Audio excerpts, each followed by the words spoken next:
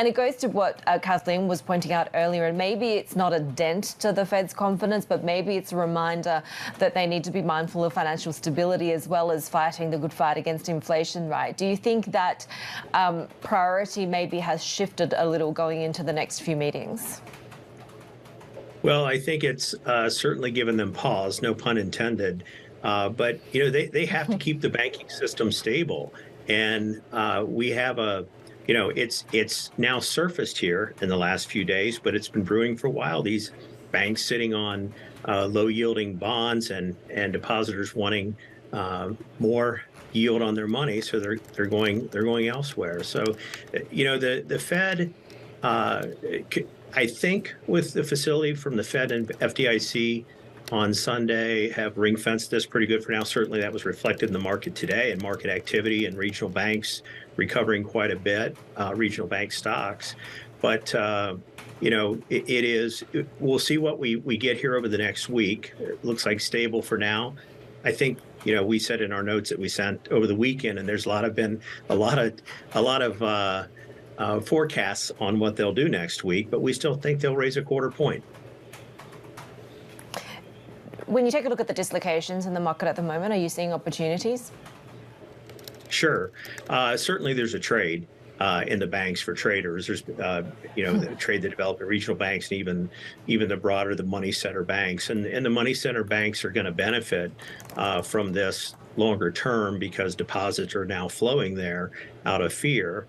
But we're really underweight financials right now. What we have been doing, last year on the show, we talked about how not only were we avoiding bonds, we were shorting bonds, and now we've come back into bonds and are tipping into duration more and more, and we think they'll offer opportunity this year because ultimately the Fed, this May. And we've seen forecasts that they end by July and hike 2 or 3 times, or cut 2 or 3 times by the end of the year. That might be a little aggressive, but certainly the event is deflationary with this debacle in the regional bank, specifically Silicon Valley Bank. But that does present opportunities as we move forward.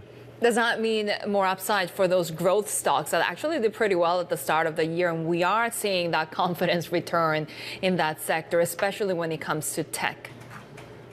Yeah, and so when I talk about tipping back into duration, I'm not only talking about debt income, I'm talking about stocks as well. And we think of our growth stocks as the longer duration plays. And so we've been tilting from value or overweight value last year. We're tilting from value to growth this year in our stock exposure. So it does matter, yes. Do you foresee a weakening dollar? It will depend very much on where the Fed goes and where Treasury yields go. But if that's the case, what do you like abroad? Yeah, we do see on that question, we do see a certainly a weaker dollar than last year with such strength that we had. And we see a weakening dollar through the year as the Fed peaks on its hiking cycle. And maybe even cuts by the end of the year. We think that's still possible. So that, and if we look at valuations abroad in Europe and in Asia, that's where we see opportunity. And we think that some of those markets will outperform and significantly outperform U.S. markets this year. So we are moving overseas quite a bit.